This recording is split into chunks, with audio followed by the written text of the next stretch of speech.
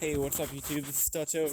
Today I'm making a hiking vlog, which I don't normally make, but I've kind of wanted to make one for a long time because I like hiking. But every time I try to make one, I just hit my head on that. Every time I try to make one, something crazy happens. It's like having to run from some drunk guy. So yeah.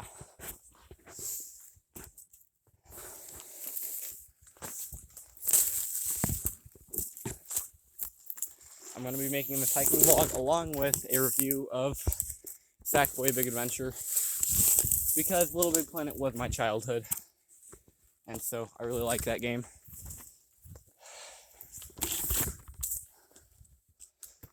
I've been playing Little Big Planet almost every day. Well, except when I have a lot of homework, I don't play it a lot. Almost every day.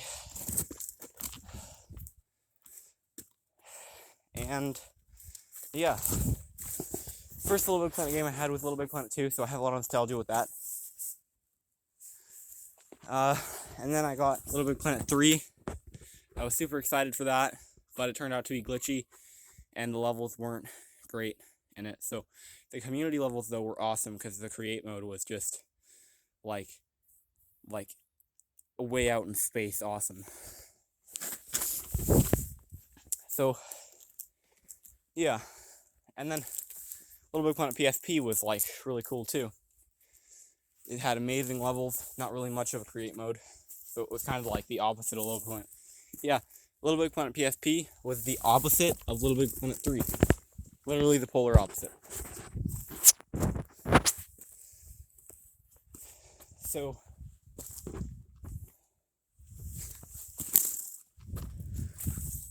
now, Sackboy Big Adventure isn't technically a Little Big Planet game.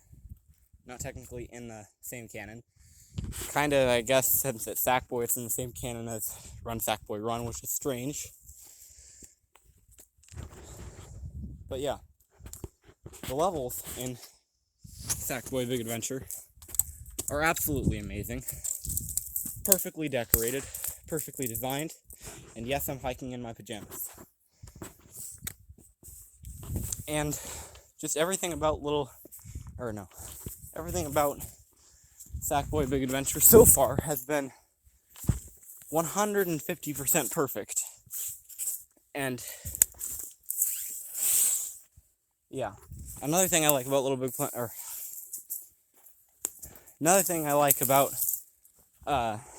Sackboy Big Adventure, this is a hexagon bush. I've already looked it up. It doesn't really have any medicinal uses other than a diuretic, which it seems like they say every single plant on Earth is a diuretic. Because, like, you look up the medicinal uses for random plants, or maybe my land is just full of diuretics. Anyway, another hexagon right there. Pretty strange. Kind of looks like chicken wire. Yeah. Another thing about Sackboy is that they used concepts from Little Big Planet 3 that kind of failed in Little Big Planet 3 and adapted them to Sackboy, A Big Adventure. And it worked out amazing. Like, Nana Pud became Mama Monkey, and Newton, I'm pretty sure the same guy who voices Vex in the game, he's the villain. Basically, the Negativatron, but for Sackboy, A Big Adventure. Pretty sure that's the same guy who voiced Newton from Little Big Planet 3. And it works out great. Because so far Vex is like the most engaging, irritating villain that I've experienced so far. Even better than the Negativatron. For this reason. Negativatron was kind of like a mindless beast in a lot of ways, but I'm sitting on a dead tree. Hope it doesn't break apart on me. This is really shaky, but at least I got over it. Yeah, anyway, Vex is like a very good villain. The levels with him are super engaging. And yeah, they just took everything about Little Big Planet 3 that wasn't good, like the fact that the levels weren't engaging, and the glitches. They took all that out, and then they made it like 10 times better. I think it's the best Little Big Planet game so far. I think it's better than all the other ones, in my opinion.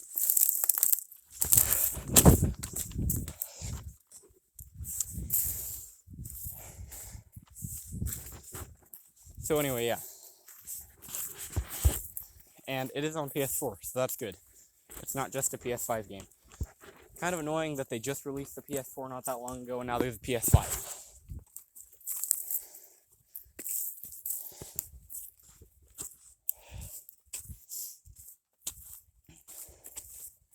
The monsters in Sackboy Big Adventure are really cool. They're actually very hard to beat a lot of the times, especially when there's a lot of them. I like that when you die in Sackboy Big Adventure, you have a little ghost that floats up into the air, and it just goes like, well, I guess I'm dead. That's just, like, it makes the game even better. And it's already an amazing game. In my head, Sackboy Big Adventure is kind of like Little Big Planet 4. Because it's so well designed, and it's such a big game. And the levels are so engaging. The music fits perfectly. I feel like it deserves to be recognized as Little Big Planet 4, even though it has no create mode. I think that's fine. I really love create mode, especially in Little Big Planet 3 because it's so big. But Sackboy Big Adventure, I feel like, does it just great, even without a create mode. And then, you know what else you get to do when you don't have create mode? It opens up the an incentive to go back and ace every single level. And then once you ace every single level, this is what I did with Little Big Planet 2 and Little Big Planet 1 when I was younger.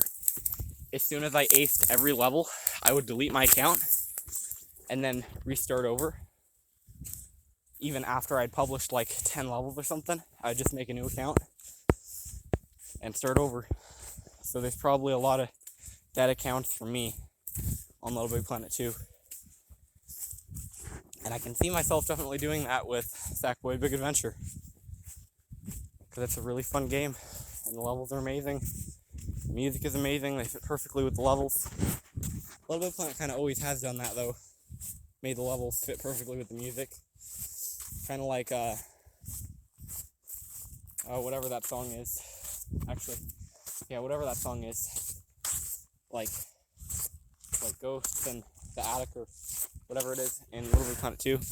Victoria's Laboratory. I don't know what that song is. So anyway. Yeah. Okay, and I know I'm not doing like the most amazing review of Sackboy Big Adventure, not being super specific. Mostly this is a hiking vlog, and I've just decided to talk about my favorite games. So, yeah.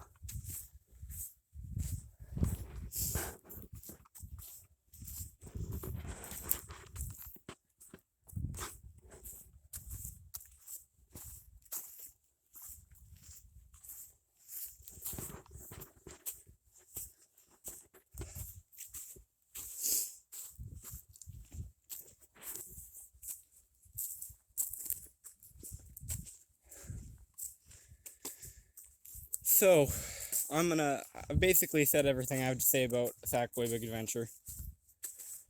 Now I'm going to talk about the fact that Washington shut down again.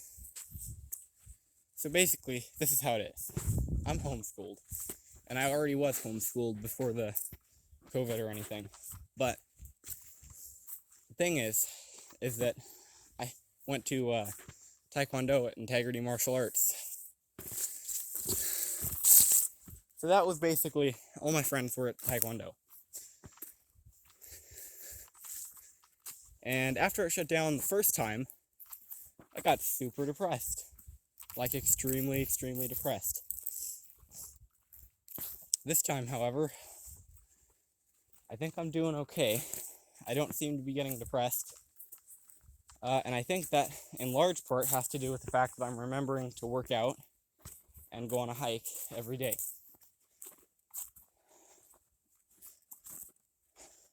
So, yeah. If you live out in the forest and it's shut down where you are, just start working out and going on hikes.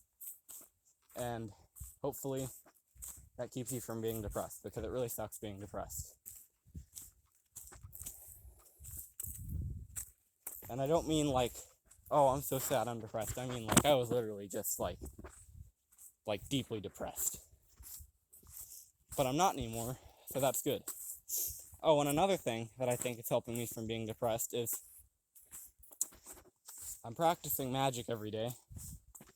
Not stage... What is that thing? Oh, I think that's just some kind of weird shaped grain. Looked like it was some kind of floating head of wheat, but now I see that it has a stem. Oh, it's just a baby's breath flower. It looked really strange.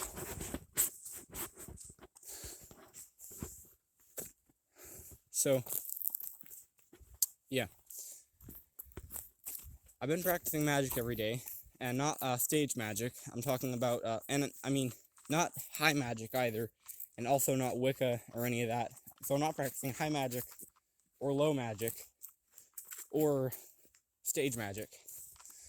What I'm talking about is what's probably most commonly referred to as chaos magic, which isn't as edgy or dark as it sounds.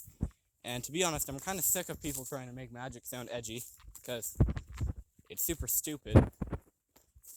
It's like trying to learn something from some stupid teenage romance novel. But anyway, yeah, chaos magic. What it is basically, there are a lot of principles, but the principle that sticks out to me the most is technical excellence, which sounds pretentious, and it's not. Technical means technique. Oh, so whatever your technique is that you have created, and then excellence means your proficiency at your own technique. So my technique for magic normally goes along the lines of some shape of star. And so that's like, a hexagram, which is a 6-pointed star, or they have also the unicursal hexagram. And no, I'm not involved with the Lima. And then they have a heptagram. So they have the heptagram that's more pointy, or the one that's less pointy. I don't know the mathematical terms for more pointy or less pointy. But yeah. So I'm pretty sure they both do the same thing. I'm not entirely sure. But yeah.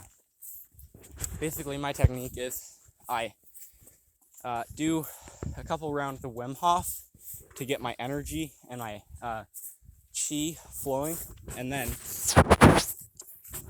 I'll breathe in really deep after I've done a couple rounds of Wim Hof. And when I draw the first side of the star, let's go with a heptagram, which is a 7-pointed star, for example. Okay, I'll breathe in and I'll go in. Okay, so I'm saying in because in my head means coming toward me. Okay, so in means that I'm bringing something into existence rather than casting something out of existence. So when I breathe in, I say in like that when I draw the first one, and then the energy that I'm trying to invoke around my aura at every vertice, whatever they're called, every point of the star, I say what I'm trying to invoke. So, for example, I'll go in Christ, in Michael. Okay, and Michael is not a person. Okay, it's not an ego. It's not a personality. Michael means, I'll give you Raphael, for example, because I forgot what Michael means. But Raphael, for example, means healing of God. Okay, Raphi means healing.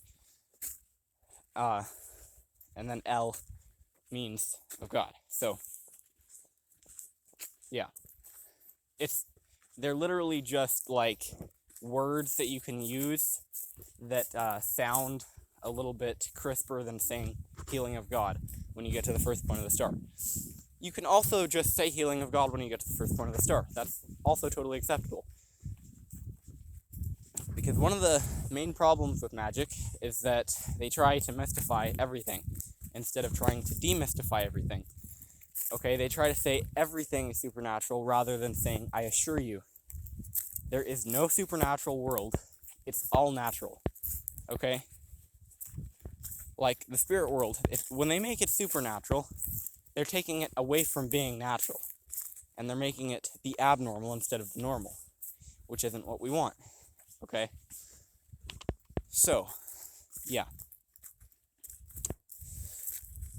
Especially with high magic, they ritualize everything. Like, they'll go to the east and to the west, to the north, south, or whatever when they're doing the LBRP or LIRP. So, yeah. And the reason I don't like that is because they're doing it for completely symbolic reasons rather than things that can... Well, here's how it works in my head. I think that magic should be able to appeal to your conscious mind and then sink deep into your subconscious mind until you completely forget about it. And then, and like you can use symbols too, but like East and West and like Greek gods and stuff, that doesn't mean anything to the majority of people who are practicing magic that way. That just meant something to people like 100 or fucking 200 years ago or something, okay? So they're mystifying magic with symbols that don't even mean anything to most people. No one knows really, or at least I don't, and I really don't intend to because I don't need to, what Apollo is the god of, okay? They try to mystify it, which I don't think is good. So that's why my technical excellence for magic is basically this. Basic principles, okay, that you can turn complex. So, in is a basic word. So you draw on the line of the star, okay, and now the stars have to do with sacred geometry, so they are not symbols, which I understand you might think they are. They can be symbols. You could use the 7-pointed star to represent the 7 planets, which actually there are 9 planets, and the sun and moon are not planets. But in classical magic, there were 7 planets. Astrology made a bad bet with astronomy that basically the Earth or the sun revolved around the Earth, and so did the moon and the rest of the planets, and that it was the center of the universe. Astrology made a bad bet about geocentrism, okay? And so they never evolved with astronomy. So if you're going to study astrology, study the principles of astrology and apply it to astronomy. Don't study plain astrology, because plain simple answer is it's wrong.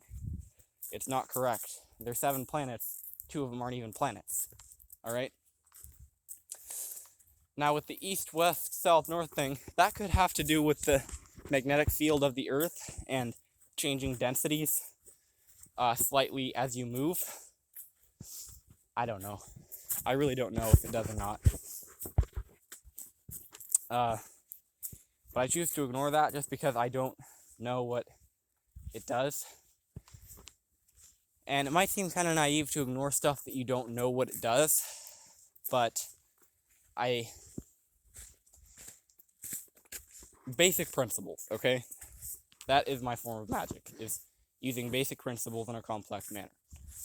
For example, I might cast, like, say, a 6-pointed star, okay? Which is 2 triangles, not the universal 6-pointed star. I'm using this for an example. Okay, and then I'll go in while I'm drawing each line, and then each point of the star, I'll say what energy I'm trying to bring into my aura. And then I'll, in space, in my auric field, I will put those energies at specific places to form kind of a crystalline structure of energy that is coming into me, okay? So when I'm saying in, the energy is going to be coming into me when I cast energies into my aura in a crystalline structure. So I can go above me, to my right, to my left, in front of me, behind me, and below me with the 6 points and the 6 energies that I'm bringing about. And then I can bring any sorts of energy into myself. So, yeah. And you don't actually have to use archangels either. You can literally just say love, success, honesty, sincerity, or whatever at each point of the thing, and that would work just as well. So, anyway, yeah, this was kind of a let's talk about stuff video. So I talked about Little Big Planet, Sackboy, A Big Adventure, and the problem with magic, kind of, and also my method of magic. Oh, and another thing I don't like about magic, actually, I'm not done yet. Another thing I don't like about high magic in particular is that all these orders and stuff. The reason that they're doing orders, I know, is to have an organized way of learning. But at the same time, a lot of those orders are just cults, okay? That's what most of those orders and stuff are just cults, okay? And another thing is that when they make everything secret like that, instead of having everything out in the open with magic, that mystifies it even more, okay?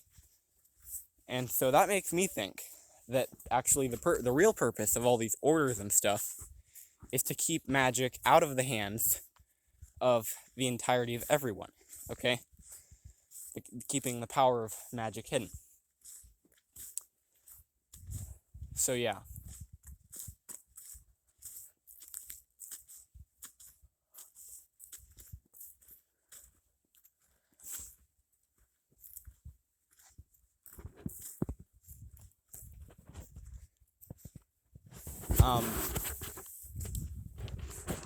Yeah. I'm going to give you an example of a specific method that I use of filling up my aura. Okay, so there's this thing. The way that you activate the merkaba is by crystallizing the aura. Because what is the merkaba? It's a crystal. That's what it is. It's literally a crystal.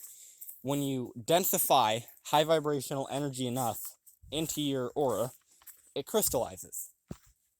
And then you've activated your merkaba. And the way that I bring, and there are plenty of ways, okay? You can just be using breath work to fill up your aura. Okay, you can be breathing your aura into the earth and then bringing up energy out of the middle of the earth. The middle of the earth has a lot of energy in it, okay? And it produces a giant magnetic field and also a giant aura. Auras are not the same as magnetic fields. Okay, so the earth has an aura, and basically you can connect your aura to the earth's aura and it'll densify your aura. So, yeah. But the way that I do it a lot of the time is because I want very specific and high vibrational energy being brought into my aura. What I'll use is a 7-pointed star with the mantras of the 7 chakras. Now, the mantras are also not symbols because they're ways of vibrating sound that match the vibrations of auras, okay? Like ka, okay? So when you're doing it, when you're drawing the star, for example, you go in ka, in ra, in sa, in ta, in ha, in la. Okay? I think I might have did that in the wrong order. I'm not sure. I'm pretty sure I did it in the right order. It goes ka, ra. Oh, yeah, I forgot ya. That's why I was 1 point short. But anyway, yeah. Ka, ra, ya, sa, ta, ha. And then your root chakra is la. Okay? So I'll use those 4 mantras at the point of the 7-pointed star, bringing it into myself to activate all 7 of my chakras, okay? And then I'll place the specific, okay, and you can't use a 7-pointed star to invoke 8 different energies. You can use it to invoke 7 different energies, okay? And it has to be in a unique crystal structure. So the way that you would do a 7-pointed star, for example, is you would put one of the energies right above your head with,